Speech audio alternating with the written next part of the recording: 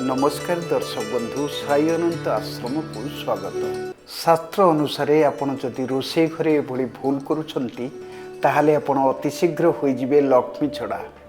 माता लक्ष्मी खूब शीघ्र आपणकर घर छाड़ी चली जिबे। आम घरे सबुदिन सुख शांति रहिबा पई किछि नियम रहिछि जहाकु जदि आमे ध्यान रे रखिबा आ घरर जिनिस को सजाई ता जगह रखिबा ताहले घरे सबुदिन सुख शांति लगी रहिबो। आम घरर रोषे स्थान को बहुत महत्वपूर्ण स्थान बोली कह जाए। जदि आमे किछि गड़बड़ करिबा तेबे यार परिणाम केवल आमको नुहे पूरा परिवार को यार क्षति भोगवा को पड़ी थाए। जेमिति कि आपण केउ दिग को मुह करी रोषे करूछंती एवं आपण केउ दिग को मुह करी भोजन करूछंती। एही कथा लागुछि बहुत छोट किंतु यही कथा घरर सुख संसार पाई बहुत जरूरी अटे। जदि यही सबु लक्षण को आपण सुधुरु नांती तेबे माता लक्ष्मी घर छाड़ी चली जिवे। रोषे घरे दांत घसीबा।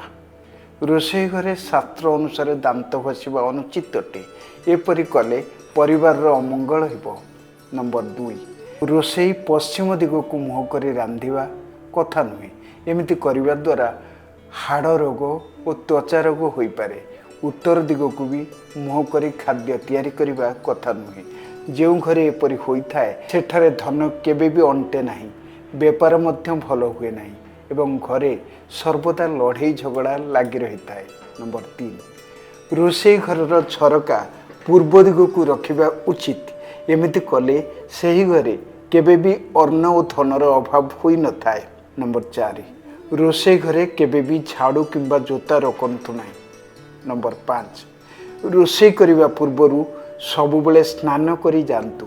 जदि एमिति करिबेनी तेबे घरे असुविधा लागी रहिबो। धन्यवाद।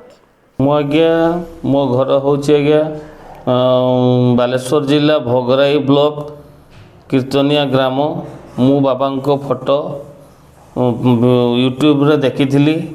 देखिला परे मो मन सदा सर्वदा बाबा पाखक टाणु थाए। बाबा सहित केमती भेटिबी एवं दिन आसिला बाबा पाखरे आसी पहुँचली एवं बाबा पाखरे आसी पहुँची बिना असुविधारे सबु सुविधा क्रम बाबा दर्शन पाइली एवं बाबा मो मनर कथा मो कहवा पूर्व से निजे भी कहीदेले सबु कथा एवं संपूर्ण कथा कही सारा पर से मते आशीर्वाद कले। तो रास्तार चाल तो बाट आउ टिके बतई देवी तो काम सब सदा सर्वदा सचोट रहिबो। तो काम सदा सर्वदा भल रहिबो एवं आज पर्यंत जहाँ भी होईची सब बाबा कृपारु होईची। बहुत आर्थिक समस्या थी बाबा कृपारु आज मोर भल समय टिके आसीची बोली मु अनुभव करुछि।